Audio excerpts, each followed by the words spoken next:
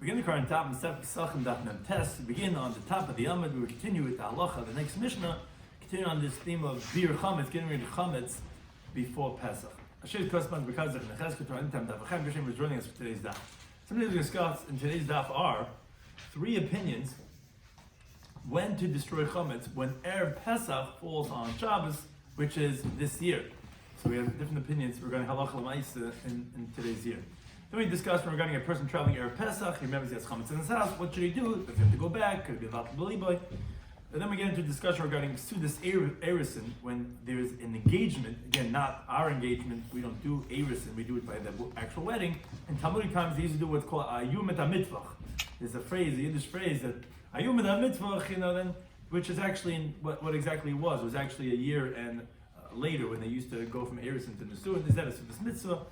Then we get into a discussion of marrying a Bas Kohen and a Bas Talmud Chacham. Then we talk about regarding Amaratzim and their negative attributes, the minimum amount of kachim food one has to bring back to burn in Yerushalayim, or the minimum amount of chametz to return and dispose of. Those two categories we discussed regarding coming back. Sivloinis are special gifts that are sent to the Kala, and they would make actually a special party, a special Suda, when the Chassan would send these gifts to the Kala. Imve Gefen David Miskabel is when there's a Talmud Chacham who marries the daughter of Talmud Chacham. That's a beautiful thing. It makes great wine. So we begin the current Daf Mem Tes, begin on the top of the oven. It says the Mishnah, Arba Chalis B'Shabbos, like it's in this year, if the 14th of Nisan falls out on Shabbos. So Erev Pesach is Shabbos. What do you do? So the first opinion says, Mevaran Sakum Lofnei Shabbos. You get rid of all the chametz from before Shabbos, whether it's chulin, whether it's truma, except what you need, the bilkelach you need for the chametz, for the Shabbos sudas, and everything else you get rid of. And that's the Divrei Meir. But the sages say no, bismani, in the time on Shabbos, like every year, every Pesach, and before the fourth hour, you get rid of it. That's the same thing in this year too. You leave it all for Shabbos. Don't burn it on Erev Shabbos. A third opinion says somewhere in the middle. It says truma melefnei Shabbos. Truma, which you can't feed to non-kahanim, you can't feed even to the animals of non-kahanim, so you can't hold on to it because it's not that many kahanim. So that you get rid of from before Shabbos. But regarding regular truma foods that you don't have to get rid of, rather bismana, you can get rid of it in its time because you can find many people to eat. Shabbos in the free, make a great kiddush. We're making the kiddush this year. You daven early, and you get rid of all the chametz. Those are three different opinions. Now, Tanya learned the Brisa, he brings, according to his opinion, that Pamachas, one time Shabbos Abba b'Yavna. One time my father spent a Shabbos in Yavna, and it was the 14th of these was Erev Pesach on Shabbos. Ava Zunan, this person Zunan, he came, he was Mamunish Gamliel, he was the appointee of Gamliel. And he says, the Ruv said, it's time to get rid of the chametz. I went after my father, to get rid of the chametz. And where do we see? We see that was their chulin, that you were getting rid of on Shabbos. Again, like we see Bismanan, that you don't have to get rid of all the chametz from before Shabbos, you get rid of it Pesach in the free, which is Erev Pesach, meaning Shabbos in the morning. I think I'll look at the next Mishnah. How did they get rid of it? There's different ways. Like you could put this. You're not going to be burning it, but you can get rid of it. Beer chametz. Flush it. Yeah, exactly. We'll throw it out. This is what we're going to do. We get ready for this year. This is what we're going to be doing this year on Erev Pesach. Says the Mishnah, Ha'hoylech, if someone is going on the 14th of Nisan, lishchit as pischi, to go ahead and slaughter his korban Pesach, v'lomal es benoi, and he's going to circumcise his son, or v'lechel sudas eris in the Beis Chamav, he's going to eat the meal of the engagement in his father-in-law's house, which these are all mitzvahs that he's going to do. Now, as he's on this journey, he's on his way to any one of these mitzvahs. Remember, I have chametz in the house. So it says the Mishnah like this: if he could, meaning he has enough time in the day, to go back, get rid of the chametz, and then go back to go ahead and continue on his way to the bris or whatever it is he's going to do, then he has to be var. He has to go back, get rid of the chametz, and then continue on his journey. Now, if he doesn't have enough time, then he just nullifies in his heart, which that's biblically enough. You could really just mavatal the chametz, and then you just continue going on your journey to do your mitzvah purpose. That's for a mitzvah. Category number 2 is let's say lahatzel. Let's say going to save a Jew that's being chased. From non-Jews, from a river, from bandits, from a fight, from a collapsed building. So then, Yivat Believer says, Atzola member, he's on his way to save somebody, and he remembers, I have chametz in the house, if I go take this call, then I'm not going to be able to get rid of the chametz. So he just, even if he has enough time, so to speak, he doesn't go back. obviously he's going to save a Jewish life, he just nullifies in his heart and he doesn't go back even if he has time. Because again, biblically, it's enough with just doing bittul in your heart. Now, that was if you're going to save somebody. Category number 3 is Velish Beit Shvisas Rishus, which Rashi explains that let's say he was going to go ahead and make an Eruv Techumen for a voluntary purpose, a non-mitzvah purpose, where he wants to go tomorrow for something that's non-binding. Now, Taisa says there is an opinion that holds that you could only do it with Dvar Mitzvah. So rather Taisa explains is that no, someone's Erev Yom Tov, he's going to his family member for Yom Tov. It's on the parkway already, and he remembers Oiveh. He has chametz still in the house.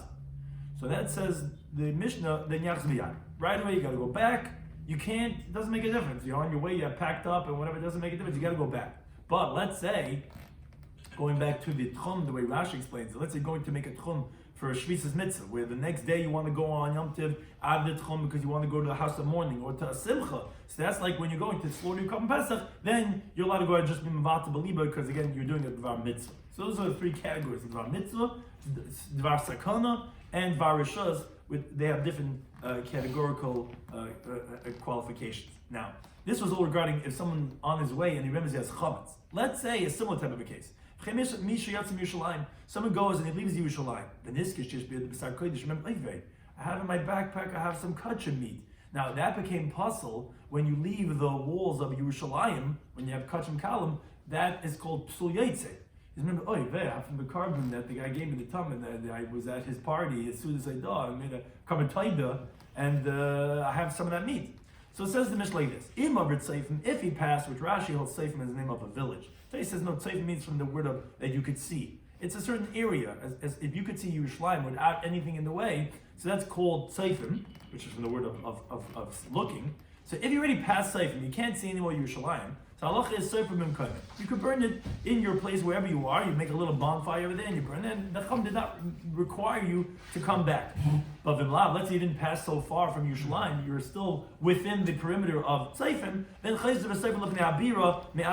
then you go back and you burn it in front of the bira, which Traces brings that there's 2 pshatim in Masechta Zvachim, if it means that there was a certain place on the Temple Mount called Bira, or it's actually the whole Beis HaMikdash was called Bira, but be that as it may, there's someone there by the Beis HaMikdash, by the Temple Mount, that he would take from the woods of the fires of the Beis HaMikdash, as the Gemara said on the Chavdal and Aleph, that why do you have to come back? Why can't you always burn it where you are? Because the pasuk says, the way Rashi explains, B'kodesh be'esh tisarif.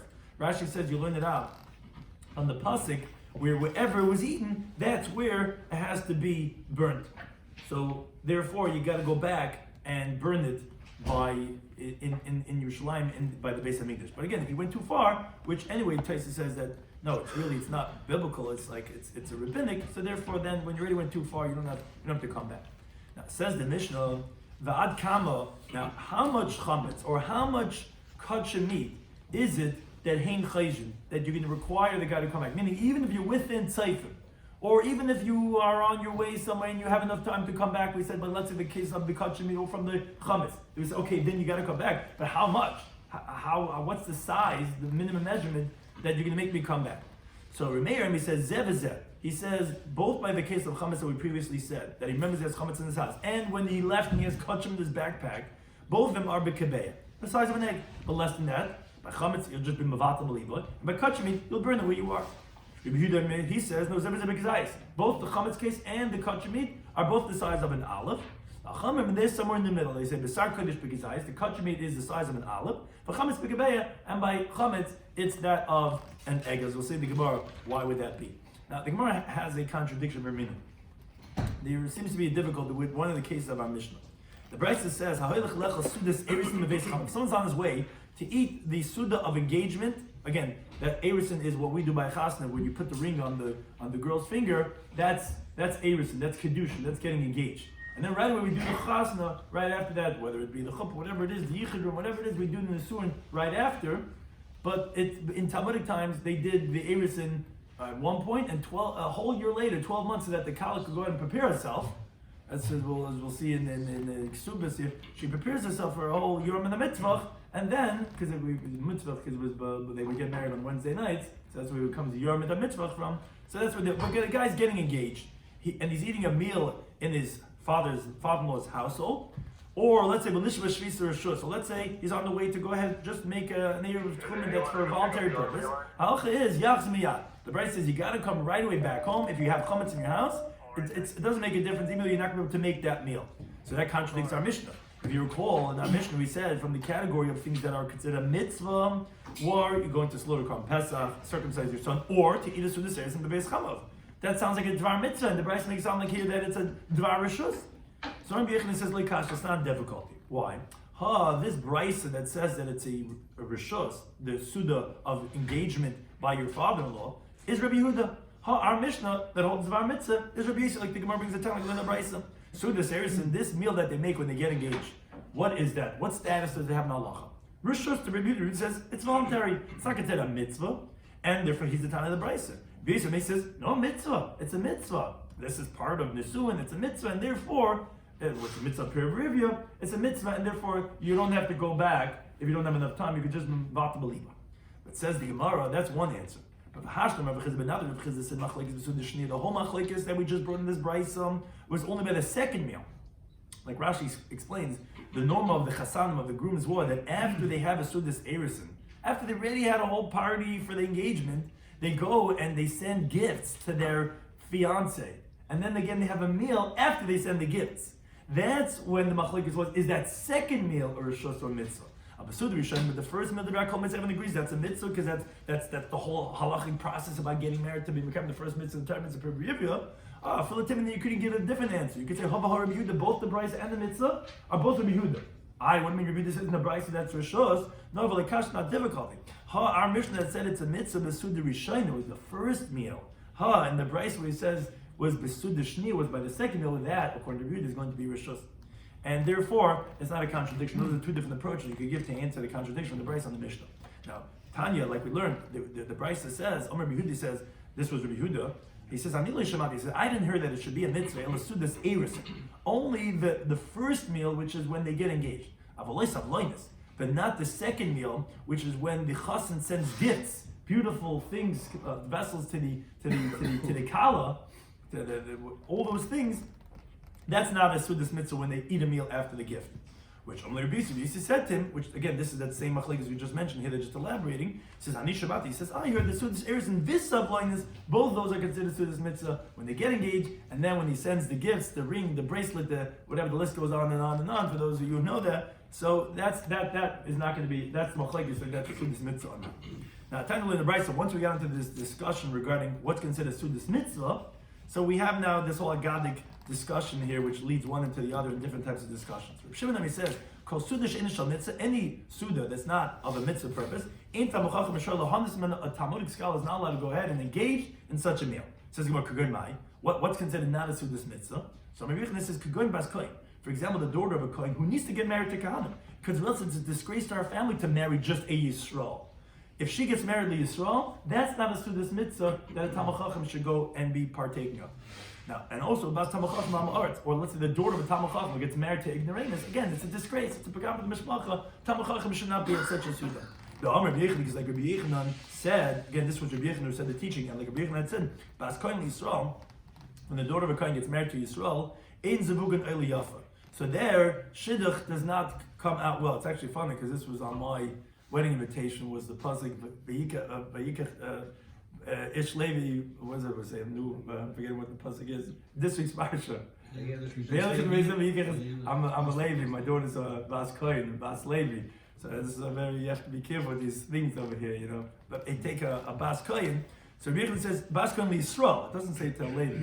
You know, it's Bas Kohen gets married to Yisrael. In Zebugin Eliyafa, the shidduch does not come out well. Meaning, there's, like Rashi b'mazel stuff, there's no good mazel when you have such a shidduch. Which Gemara says mahi. What happens if a Bas Kohen marries a Yisrael? So Rav Chizdi says, oy almana, either that she becomes a widow, a grusha or a divorcee, or zera enla, or she doesn't have any children. Because as Rashi brings, the pasuk B'yikra Chavbei says, Uvas Kohen kisi lezar, if a daughter of Kohen is going to be to a non-Kohen.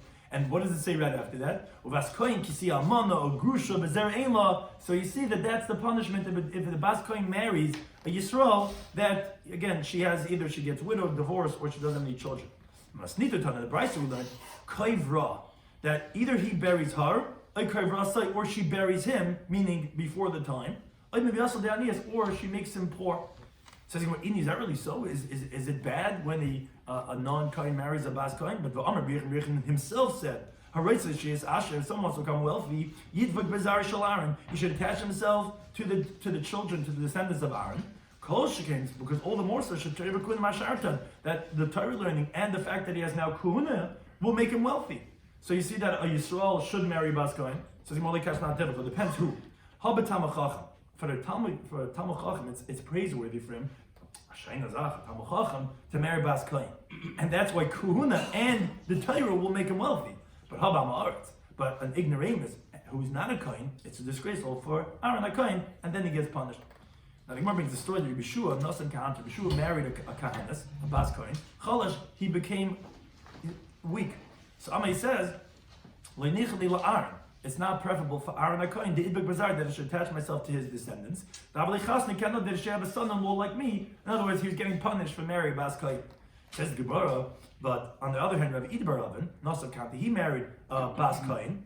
And Nafku B'nei Trei B'nei Semichi, he had two sons that had Smicha, that became ordained rabbis, Rav Sheshes B'ri Davidi and Rabbi Shua B'ri Davidi. So you see that some people got, so to speak, rewarded for marrying Bas Kohen. And on our Papa, he says, if I didn't marry Bas Kohen, lo yatarti, I would not have become wealthy. So you see again, that if you have a Talmud Chacham marry Bas Kohen, that the Torah with the Kuhuna actually makes him wealthy. Now, on the other hand, Amar of Kahana, he says, he says, if I didn't marry a Kahanas, I would not have had to go into exile. Where Rav Kahana went in exile from Babel to Eretz Yisrael, like the Gemara says, Babel Kamei Daf Kavod Zayin went out. So Shamali, they said to him, what are you complaining about? Well, Lamakam Torah, he said, but you went into exile, so to speak, to exile. You went to Eretz Yisrael, a place of Torah. He says, yes, but they call it insha. I didn't go into exile like the way people do. Meaning all the other students, they go on their own volition, with their own intent. I was forced because of the government. I had to escape to Eretz Yisrael, and if it's not a preferable way to how to go, and I got that punishment because I married a Bas Kohen. Now the Gemara continues a related discussion. Rabbi Yitzchak says, "Kol anen mesudus rishus." Whoever goes and benefits from a voluntary meal, stam a fabrengen, which is not a dvar mitzvah. So let's say at the end he goes into exile. Shlomo says the pasuk in Amos. It says v'eichum kar mitzayin, those who eat the fattened sheep from the flock, v'agolim mitoch marbik, and the calves from the stall, meaning stam a barbecue and no shaychus. Uksiv. I'm not saying anything about barbecue. That's what it says. So in the pasuk v'lechein, therefore, after yikla b'rish goyim, now they're going to go into exile at the head of the exiles again because he was benefiting from a sudas rishus. So the Gemara continues. Any Talmud scholar who increases his meals wherever he is in any way, meaning again he's all into eating. So Seif Machav is basic. At the end he destroys his house. He widows his wife because, as Rashi explains, he's going to want to get his fix and he can't get it. So he's going to go and wander to get food. And his wife is like what's called a living widow because he's never home. And he's going to be orphaning his young children. And he's going to forget his learning because he's not busy chazering. And he's going to have many people fighting with him, either because he's forgetting his learning, or because all the creditors from all the meals are chasing after him. His words are not going to be heard. He desecrates the name of heaven. The name of his teacher. The name of his father. He caused a bad name for him, for his children, and for his grandchildren, for all the generations. Says what is this bad name? How do they mock his children? So Amabai says, Karilei, they call his children Bar Machem Tanuri, the son of the one who heats the oven. This guy's always making something. This guy's always making food. Rav Amar, he says, Bar Merakid Bekubi, the son of the one who dances in the bars. Like these guys, these jokesters, they're always making tricks because they want people to give them, here, give him another beer. And they give him another one. I like what he's doing, you know? So this is a guy who's, that's how they mock his children. Rav Papa, he says, Bar Malach Pinchi, the son of the guy who licks the plates. This guy, again, any food, he's the guy by the shmog, he's filling himself up the fifth time around. Yeah? Rav Shmayam, he says, Bar Moch Rava. He's the son of the one who crouches and he folds, which is like Rashi says, he folds his jacket and he just lays down and he goes to sleep because all the drunkards, they don't get a chance to even get home and lay on their bed. Rather, they just fold their jacket, they fold their clothing, they lays down there on the floor. These are the ways that they mock the son of this Talmud Chacham who, got all into these, eating and being marvelous to dusset. Talmud in the Brisa, continuing on the theme that we mentioned before, The person should sell whatever he has. And marry the daughter of a Talmid Chacham. Why? Because if he dies or he goes and he has to wander and he goes into exile, he's guaranteed his children will be Talmid Chacham because the mother, she's the one who sets the tone in the house. So marry a Bas Talmid Chacham, which actually the place can say Bisman Hazeh, doesn't have to mean necessarily that the father is Talmid Chacham. You could have a Bas Talmid Chacham, quote unquote, without the father being Talmid Chacham. Beis Yaakov movement, you could have these seminaries, we pay thousands of dollars for, you hope you get some return on your money. She could be a Bas Talmid Chacham, not the father being a Talmid Chacham. But again, it's the fact that she sets the tone, and then even if the guy's not home, he has to fly away every day. And so then it's okay, his children will still turn out okay. But don't marry the daughter of an Amma Oretz. Shemesa good, because if the husband dies or he has to wander, the biggest klal in Talmudic times was that the children of Amaratzim, you have no grounding in spirituality and Jewish law, so therefore don't marry the daughter of an Amaretz. Talmud learn the Brisa. Where's Hailey when you need him? Where Cancun be best to shine? I'm here with mics with batteries not working. This is Cancun. We learned in the Brisa. The person should always sell whatever he has. Should marry the daughter of a Talmid Chacham, and the other way around true is also the Yasi Bitul Talmid Chacham. He should marry off his daughter to a Talmid Chacham. And if you do that, if the Talmid Chacham is marrying the daughter of a Talmid Chacham, so Mashal Invi Gefen, this can be compared to the grapes of a vine. The Invi Gefen are the grapes of a vine. Davar Miskabel. So that's something that's beautiful and it's acceptable to people. That it's a beautiful thing. It's a nice shidduch. Talmid Chacham marries into the daughter of a Talmid Chacham, but v'lo yisa bas Amma Aretz. You shouldn't marry the daughter of Amma Aretz. Why? Mashal inva gefen b'imyasneh. This can be compared to the grapes of a grapevine and to the grapes of a thorn bush. That's also this week's parasha. This net. Davakar is Talmud Beis. It's something disgusting. It's not. People don't. It doesn't sit well with people that what are you doing? What's kicks the dirt? You know, it's not appropriate. You want to have a nice shidduch again, which is that of Imei HaGefen, the Imei HaGefen. Now, turn on the Brisa. The person should sell whatever he has. He should marry the daughter of a Talmid Chacham. Now, let's say let's say you don't find the daughter of a Talmid Chacham. It's not so easy to find the shidduch. So you can't find the daughter of a Talmid Chacham. So Yisabas Gedolei Hadar.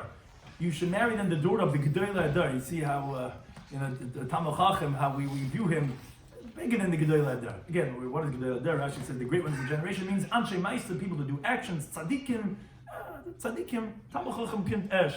Someone's a Talmid Chacham. Again, you have to understand what Talmid Chacham is. Talmid Chacham is not what we call a Talmid Chacham. Doesn't mean the Gedolei Hadar. It means someone who lives with the Torah. Someone who's true to himself. He lives. He's connected. His whole self. You get a very holy daughter that way, and you marry such a daughter. You can't get a Bas Talmid Chacham Nebuch. You marry the daughters of Gedolei Hadar. Now, you don't find the daughters of Gedolei Hadar. You can't find such a shidduch. Yisabas Rasha Knesses. Then you marry those who are the presidents. Maybe he's not here. Also, we can talk about the president. Also, you marry the daughter of the presidents of the shuls. Those are in charge of the Knesses. You don't find the daughter of Knesses because maybe they ran away to Florida. Also, Yisabas Gabet Tzedakah. Then you marry the daughter of the one who's in charge of collecting the tzedakah. Where the reason for that is because they don't put someone in charge unless he's truthful and he's faithful and he's good, right? Penny's still here, Baruch Hashem, so you can marry the ones who's in charge. So then you marry the daughters of those who were in charge of collecting because they're also obviously someone that's an upstanding individual. Let's say you don't find the daughter of the Gabet Tzedakah. Because then you marry the daughter of someone who teaches young children. But one thing, please don't marry the daughter of an Amma Aretz. And the reason the nation shekets, they're vermin, the Neshasein sherets, and their wives are insects. And because they're not careful in mitzvahs. But when they say regarding their daughters, it says in the Varm, cursed is he who lays with an animal, which Rashi explains, meaning they're like animals. They don't have a heart to understand. It's so animalistic and superficial and instinctual, and therefore don't marry the daughter of Amma Aretz. Time to learn the Bryce. He says Amma Aretz, an ignoramus, asal lechel basar. It's not that eat meat. And why? Shem, like it says in the pasuk in the Yikra, it says Zoyis teres ha-behema b'oif. This is the law of the behema, like where it talks about the laws of kashrus. But the way the Gemara reads it, is Zeis Tyrus means Kala Isik B'Tyra. Whoever toils in Tyra, then Habehim Avai, then Mutalecha Bas Behim, then you're allowed to eat meat of animals and the birds, meaning to say you're higher on the chain. Like you're a Talmud Chacham, you're using this Nitzaitis HaKadosh for a purpose. The Bista Bahayim, you can't eat a Bahayim Oichid. So, but someone who does not toil in Torah, he's not allowed to eat the meat of animals and of birds. Now, Amar Belasi says, Aretz. Once we're talking about Amaratzim, let's roast them a little bit here. You're allowed to stab him on Yom Kippurim that falls on Shabbos. Now, Taisa explains, obviously, if someone's just an Aretz, you're not allowed to do such a thing. Taisa explains there's many different types of Amaratzim, like the Gemara elsewhere talks about, and it refers to someone that's a kaifer, he's mamish, we suspect him about, he's like a murderer. So such type of a person, because like Sarkana, you could stab him in Yom Kippur that falls on Shabbos. Now, this is what Rabbi Eliezer had said, Rabbi Eliezer. So I'm going to tell you, the student said to him, Rebbe, our teacher, Amr say, l'shaych, to slaughter him. Why are you talking about stabbing? Why didn't you say slaughter him? Amr he says, no, zeh toin bracha. Shchita, you have to make a bracha. Zeh ain't a toin bracha. Stabbing doesn't require bracha. I didn't want to make a bracha on killing him. It's like we're not talking about shchita, we're talking about stabbing. Amr Belazi says, I'm a Aretz, Asla Slavis in my Bederchi. Now let her be escorted to have a traveling companion with Nama Aretz. Why? Because it says regarding Torah is your life and the length of your day. So Al Chayiv Lo Chay is this Ama Aretz. It's not concerned for his own life to learn Torah to live. So on his friend's life, isn't it all the more so that you have to worry that maybe he's going to kill you? Because you see, this guy doesn't care about his own life. Because Torah is life, and if you don't hear about Torah, he might come to kill you too. Now, Amr Shmuel ben Nachman, Amr B'Yechon, he says, Ama Aretz, ignoramus, mutu l'kari kadoi. You could tear him like a fish. What does that mean? Amr Shmuel ben Yitzchak, he says, umegaboy, meaning that if you tear a fish from the back, so then the fish can't live anymore. Like the Gemara says in Chulun of Chavav Madav, that if you tear someone like a fish, right away there's a tumah of oil, even though the thing is still shaking and it's not fully dead, which Shmuel ben Yitzchak there explains, the tumah umegaboy from the back. If you tear from the back, then there's no more living. That's how you can tear such an Ama Aretz. Now, time to learn the Bryce Amr Bekiva is a famous Gemara because Rabbi Kiva himself, who was the greatest Talmudic sage of all time, he said, "Kishayisi Ama Aretz." When I was an Ama Aretz, Bekiva until he was 40 was an Ama Aretz. He said, "When I was an Ama Aretz," well, actually, there's discussion exactly how much he knew, when he knew. But Amarti, he says, "I said, Midli Tamachacham, who could give me a Tamachacham? I'll bite him like a donkey." This Rabbi Kiva himself said when he was an Ama Aretz. He says, "I want to bite a Tamachacham like a donkey." Someone told me that a student said to Rebbe, our teacher Amr said kikel, like a dog. Dogs are known to bite. Why are you saying like a donkey? Amr says no. Zeh, a donkey, it bites and it breaks bones. The zeh, a dog, is it bites but it doesn't break bones. I said I wanted to really hurt a Talmud Chacham. And we'll see shortly why the Amaratz and Talmid Chacham so much. Time to learn the Brayso. He said, Kalamasi b'Am Aretz. Whoever marries over his daughter to Am Aretz, Kilo kaisa, it's like he's binding his daughter, and putting her in front of a lion. Why? Ma'ari, just like a lion does, it pounces and it eats. It has no shame, it just pounces and eats. So to ignoramus, Mako, he hits his wife, he cohabits with her. He's not even embarrassed, beats her, and does what he wants. Now, Tosis actually brings a very important yesod that probably for Chas and Shmuz, this should be the main thing. Tosis says, from Rabbeinu Tam, he says, what does the Amaretz do? He pounces and he eats, and he doesn't wait till the animal dies. The lion tears the animal, its prey, as it's dying. Other animals, they wait till it dies, and then they eat it. So too an Amaretz. Even if he beats his wife, you have to, I'm just saying Tosis. I'm not giving the Chas and Shmuz here, so be careful. He doesn't wait until she is appeased. You have to know how to talk. It's a very important Taisa. You can learn it on your own, but it's a very important, probably one of the biggest Yesodis of Pius. That is what the Amaretz doesn't do, and it's Maka Ubay. But that's why a person should never marry his daughter to Amaretz, because that's probably from the biggest problems of Shalom Bayis. Time to learn the Brayta. He says, it says interesting. The says, if we wouldn't be needed by the Amaratzim for business, to help them, to come to the Rebbe, to come, like what business dealings, whatever. If they didn't need us, they would kill us. So you have to imagine, we don't even have, just like we don't have a Mulga Talmid Chacham, we don't have a Mulga Amaratzim. A Mulga Amaratzim, they would kill us, if they didn't need us for business. Now, if you learn Torah in front of Am Haaretz, it's as if you cohabited with a person's fiance in front of him, which obviously there's no greater disgrace than taking a person's kala and being boil her in front of the chassan, where you're shaming the Am Haaretz and you're learning Torah in front of him. Why? Shlomo says the Pesachim Daf. Torah tzibul on Moshe Rabbeinu commanded to us to learn the Torah. Ma'irasha, it's a heritage. Now, I'll take you Ma'irasha, don't read it that it's inheritance. Ela Ma'irasa, you can read it like a sin. Rather, it's like, it's our kala. And that's Ma'irasha Kihilas Yaakov for all the Jewish people. So, the Torah is like our fiancé, and if a Talmid Chacham is learning Torah in front of Am Haaretz, he feels like that he's being boiled our sasai before him, and he's shaming him by learning because he's showing him like, yeah, look, you know. So therefore, that's something that is disgraceful for the Am Haaretz. Now, and this is what we mentioned before. What do we kid? What? So what do we kid? We just said we're supposed to shecht them. Yeah. So that's what I didn't say when I was explaining. I didn't say that you shouldn't. I don't know, but I'm saying that's what it's saying. It's as if you're doing that. I guess be careful for reprisal, maybe because But it says the Gemara Gedelish Tzina Shesayin Am Haaretz L'Talmid Chacham. And this is what we're mentioning all the way throughout. There's greater the hatred that Am Haaretz has for Talmid Chacham, more than anti-Semitism, more than hating the Jewish people that the idolaters have for the Jewish people, is one of Am Haaretz, and this you find quite often, this sinner that the Am Haaretz has for the Talmid Chacham, and the Shesayin Yismit, and their wives are more than them. So the women, be careful from, they're the ones stoking the coals over there, and then they hate and say, yeah, and they think this and that, whatever, the Talmid Chacham, that the Am Haaretz hate them. And Tanu in the Brisa, even more than this, is what's known as a Shana Uparish. As someone was a Talmid Chacham who learned. And then he removed himself, he went off from the learning the ways of the Torah. And he knows, he has the inside scoop. And we know all those organizations that were on the inside once, and now they're on the outside, how much they hate the guys on the inside. So he knows how many Talmid Chacham disgraced Am Haaretz and how low they are in their eyes. So he hates the Talmid Chacham Yosem Akun more than them all. And I know how you look at me, and therefore it's Kamayim upon. He hates Talmid Chacham more than anybody.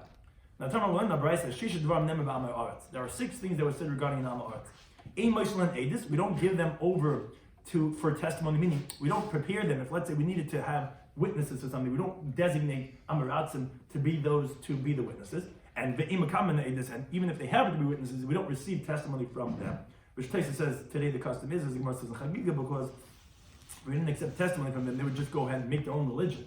Because forget about these Talmid Chacham. They don't let us do anything. We'll make our own thing. So we let them be part of the fold. We don't tell them secrets either, anything private, because they go and they reveal it and they just talk about it out in the open. We don't appoint them to be in charge of the estate of orphans because we suspect them regarding theft. We don't put them in charge of the charity collection. And we don't, like we mentioned before, we don't use them as a companion for a journey. Now, those that say, we also don't call out his lost object. Meaning, the halacha generally, as the Gemara says, if you find a lost object, you have to call it out. But Am Haaretz is not considered achicha, because it's not oisa ma'isa ancha. So when you have his lost object, you only call out. Now the obvious question is, how do you know? So Taisus brings down that question, and Taisus says that there was a caravan of Am Haaretz that passed by, and you know it for sure fell from Am Haaretz. We don't know which one, so normally you would call it out. So therefore, you don't have to because it's an Am Haaretz. Now, but the Tanakama that he says no, you do have to call it out, is because Zimna Denafik B'nei Zar Ma'alya. Sometimes even Am Haaretz could have an upstanding child, and he'll consume that monies. The wicked prepares, and the righteous wears it. So even though the father's Am Haaretz, the other opinion holds you still have to give it back the lost object, because sometimes even the kid could from out and flip out or whatever it is and become old yeshivish and with his big black hat. So you want to still give the money back. Now we go back to the halach of the Mishnah. We had said that if someone remembers that he has chametz or we said or if someone remembers he has kosher meat on him, so he has to come back again if he's within seifim regarding the kosher meat, if he could regarding the chametz. And then we had in the Mishnah machlekes, how much is the meshech? Are both kezayis, both kebeya, or is one kezayis and one kebeya?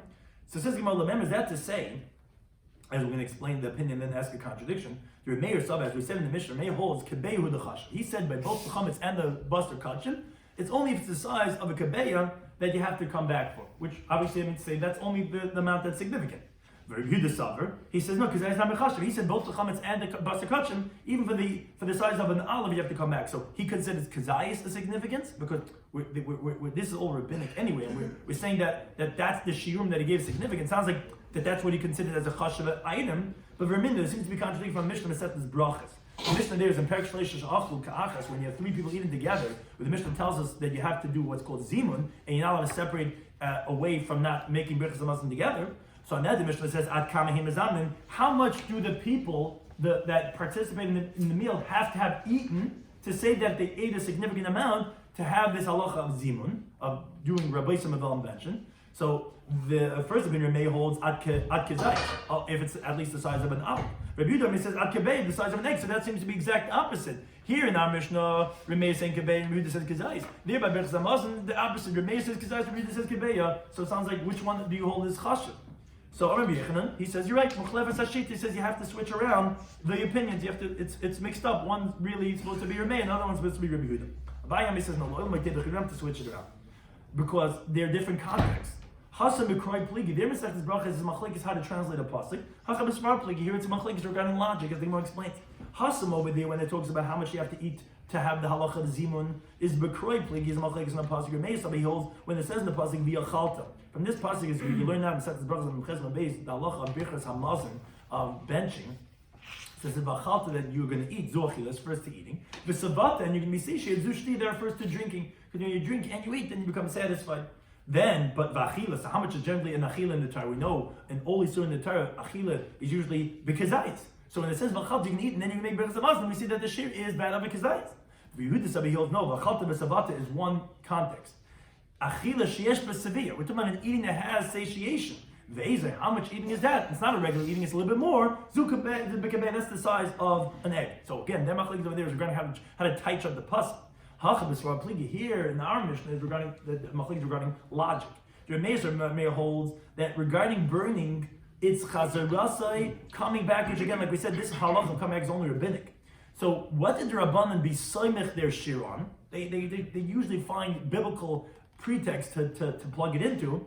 They did it on the shiur of tumah. So you're coming back as kitumasi like the tumah. Oh, tumas eichlin is how much? We know it's b'kabei, the size of an egg. Just like the tumah of these items are the size of an egg. This rabbinic law of coming back, we also make the size of an egg. The Yehuda holds no, chazarasa, it's coming back as a ketinta of non manal, is ki'isuroi, is like the prohibition. Meaning, chametz, we know the isur is kazayis, and basur kachim is also becomes invalid when it goes out, becomes forbidden to be eaten. How much is the share of eating of the isur? Is always a kazayis. So now isur b'kazayis, just like the prohibition is the size of a kazayis, av chazarasa b'kazayis also is coming back the size of a kazayis. And therefore, that's what's not a difficulty. They're different contexts. One's a pasuk and one's regarding a svara. What did the Rabbanan base it on? So therefore, it's not a contradiction. And Tanya, in the verse of Nasman, he says, he actually gives a whole different opinion that we didn't have in the Mishnah at all. He says, there is a kishtei beim. Both chametz and that of basar kachim is you have the size of 2 eggs. And the sages did not agree to him. Is again, it's either going to be kazayis or kabei. It's not going to be that of 2 kabei. So I'm going to discuss in today's daf in Pesachim Daf Mem Tes was we had a Mishnah that says it's going to be this year, Mitzvah Hashem, is the 14th of Nisan, Erev Pesach is on Shabbos. So what do? So the first opinion says you get rid of everything from before Shabbos. The other opinion says no, you get rid of everything on Shabbos. The third opinion says, okay, the truma you'll do before Shabbos because you don't have that many kahanim. Chulin going to be on its time on Shabbos itself. Then we went to the next Mishnah. We said that someone's, let's say, on the way to go to a mitzvah purpose, where he's going to slaughter the Korban Pesach, what to do with the bris milah for his son, or to eat the Sudas Erisin, which is a mitzvah, and he has chametz in his house. So if he has enough time, he goes back and he gets rid of it. If he doesn't, then he's mavat l'liba. Then let's say it's a situation of sakana to save a Jew from, let's say, it's a tzala member, like we said, and he's like, oh, it's Erev Pesach, he has to go do the burning and suddenly gets a call, and he realizes if I go take the call, I have the chametz in the house. So he said it doesn't make a difference. Even if he has time to go back, Yavata Beliba, he just nullifies in his heart, because obviously saving a person's life takes precedence. And then we said that let's say it's for Rishus purposes, to go ahead, he's going for Yom Tov somewhere, whatever, where he doesn't have to be there, it's just voluntary, then if he remembers, even though he doesn't have enough time to go back and go where he's going to his in-laws for Yom Tov, doesn't make a difference, he's got to go back and get rid of that chametz.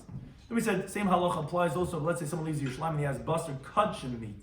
So it depends. If he left seifim, so he can burn it in his place. And if he didn't go past seifim, he's got to come back. So how much? So we had three opinions. Either both chametz and regarding kachim meat, it's the size of an egg, or they're both the size of an olive, or no, kachim is the size of a kazayas, and chametz is the size of a kabeya. Now, Taisus explains exactly why we didn't say that in the Gemara. Taisus explains more why the Chacham say like that. So the Sudas of Erisin, we had a contradiction, but we said no. The first meal, everyone agrees, is a mitzvah. Even the Mishnah could be Rabbi Yehuda. The second meal was a machlekes when he sends the gifts. If that meal that he has with the kala by his in-laws, if that's also considered a mitzvah. Now, Suda that we said that's not a mitzvah, Talmid Chacham is not supposed to have enough from. He's not supposed to also increase his meals, because if he does, then he's going to bring shame to his whole family. They're going to mock his children. A bas kayin to Yisrael or bas tamachal arts is considered a suda that's not a mitzvah, and the zivug is not oily yafa.